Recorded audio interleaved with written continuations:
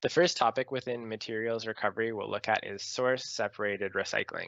So this is the recycling we're used to when we think of recycling. We have a separate bin where we'll put materials that we know can be sorted and reused later on.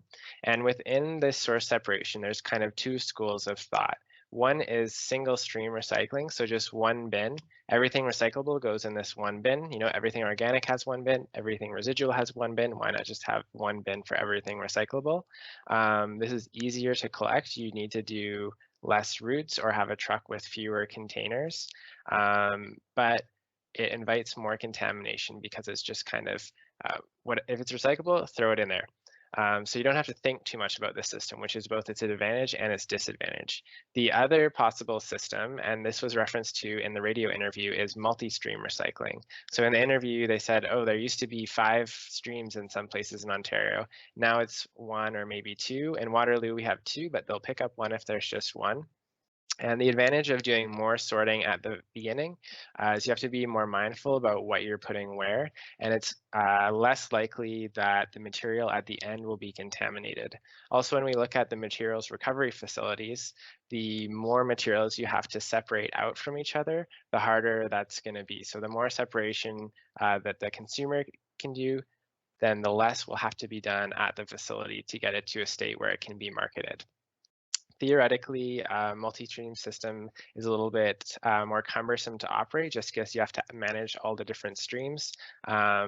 There's different studies that have shown different amounts, but if you look at the full life cycle and actually being able to market the content at the end, there's kind of strong arguments for a multi-stream system. Ontario actually has been tending towards a single stream system at the behest of the plastics producers because the cost of operating the system, which they formerly and still do pay for half of, we're going up and up and up, and they said, let's do this one, it's going to be easier, not thinking about what's happening on the backside and whether that switch is going to make it more difficult to actually use that material.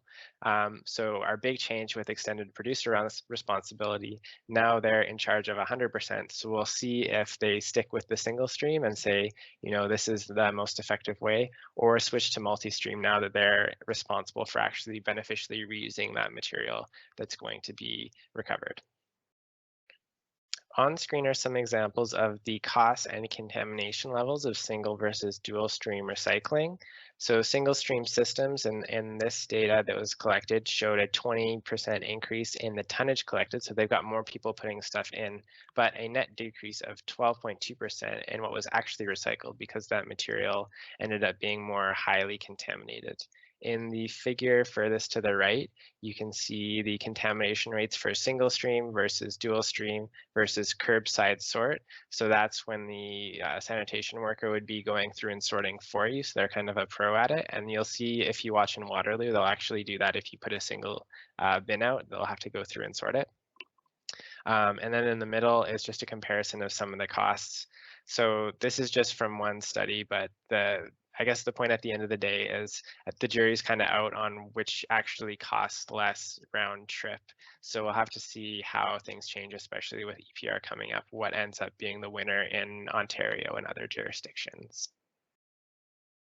Economically, it's important to understand that recycling is always something that you have to put money into. It's always more expensive to recycle than to landfill, and you never make as much money from selling the material as you spend collecting it. So it's just something we do because we have to do it and we think it's a good thing to do. In an economy where costs were internalized better, perhaps that would not be the case. But as it is now, it's kind of a tax on the system. It would be cheaper just to landfill everything, but we know the consequences of that. We're trying to get to a circular economy and be sustainable, and that linear economy landfill model just doesn't reach that anymore. So it kind of makes sense that when you start building some of those costs in, you have to pay more. But at the end of the day, this is something municipalities have been spending a lot of money on for many years. With EPR, that's switching over. So maybe that will cause these economics to ripple throughout our system a little bit more and have wider changes that will change the way that we produce and consume things. Now, around the time that that interview that I had you listen to came out, this report commissioned by Environment Canada came out, which showed that recycled plastic, or only about 9% of all plastic was recycled, which people think, oh, that's really low. I thought the blue box was solving all our waste problems. So it was kind of a big moment where the glass was shattered for people, thinking about like recycling being one of the best things you can do for the planet. So this and ocean plastics and the situation with all the illegal dumping and incineration of recyclables shipped to Asia kind of all coalesce and cause people to really question the recycling system, which is good because we want to make that system work better. So there's kind of this all-time high of interest in the recycling system. We just need to make sure that people keep working on diverting, and just because it's not really working now, not to throw the model away, because there are a lot of benefits to keeping this material out of landfill and re-injecting it back into the circular economy.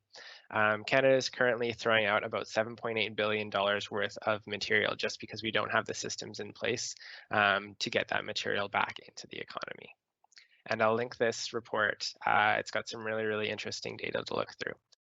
This figure is only for plastics. Plastics are not the only thing we recycle, but they are one of the most problematic things we recycle. I'll have you look a little bit at what are the other materials we recycle and the value of and size of those streams as part of the progress quiz for this unit. The step that stands between the collection of these materials in our singular multi-stream systems and their injection back into the circular economy is a materials recovery facility. So a materials recovery facility is where we take all our materials, clean them up, separate them out as best as possible, bale them, and then send them off to their end markets. So coming in, we have loose, unsorted, contaminated material. Coming out, we have compacted, baled, clean material, and there's all sorts of techniques that we use to accomplish that. Before I show you what techniques are put in place, I'm going to invite you to try this activity to think through what principles you might use to actually accomplish this separation. For this activity, you'll need a variety of materials to simulate recyclables. So I've got some film plastics, some paper, some plastic. These are just different markers and pen caps, but they're kind of like containers because they're hollow and they roll. And then I've got metals, so I have some aluminum as well as steel. So any kind of variety of things will work. Right now, this is kind of modeling a source separation system. So if we had 5 bins, I'd have this all sorted on my curb, and we wouldn't have to do very much processing later on. But in a single stream system, all this will be disposed in the same bin. So we're making a job for ourselves to get it separated later so we can sell it to end markets. So if you have something like this, where all these materials are put together, obviously the easiest way to sort them is just to reach in and do it yourself, and that's something that is incorporated into recycling plants these days, but there are also more efficient ways we can automate this process. So once you get your collection of materials together, take a look at them, think about how the properties of these materials differ and how you could exploit those differences to separate out that material and how you could do that at a big scale. So you might try like spinning them around. Is anything happening when we spin them around? You might try pouring them through some sort of straining device. Is this getting anywhere? A little bit, yeah. You might try using a magnet. So we know, certain things stick to magnets, some things don't. So just get your hands into the material. Think about, which properties differ between these materials and how those could be scaled up. And next we'll take a look at what materials are actually used at plants, and you can see if your ideas have already been applied, or maybe you have a great idea that you can patent and help divert even more material in our MRFs.